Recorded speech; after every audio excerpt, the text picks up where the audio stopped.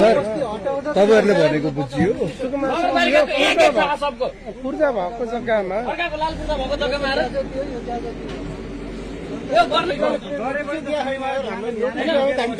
एका बिहानै अब होटलमा देखाउनु पर्छ भनेर यस्तो अनैतिक काम गर्नुहुन्छ। विदेशी पर्यटकहरू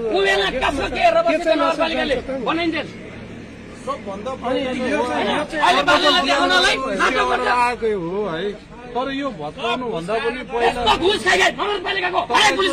यो चाहिँ सबभन्दा पहिला नोटिस गर्नु पर्यो। यदि दिनभित्र तपाईँहरूले चाहिँ मापदण्ड नगरपालिकालाई लालपुर्जाको जग्गामा आएर भत्काउने भनेको छैन गलत गरेको पोखरा महानगरपालिकाले मात्रै छ, अरू कसैले गरेन। सबैको लालपुर्जा छ यहाँ। त्यसले अर्काको लालपुर्जामा पिल्लर गाड्ने डोजर ल्याउने लालपुर्जा त लालपुर्जा हो नि, जसको ल्याउने त लालपुर्जा त। मेरो नाम प्रकाश। हामीले कन्सेप्ट चोरेको होइन कि होइन।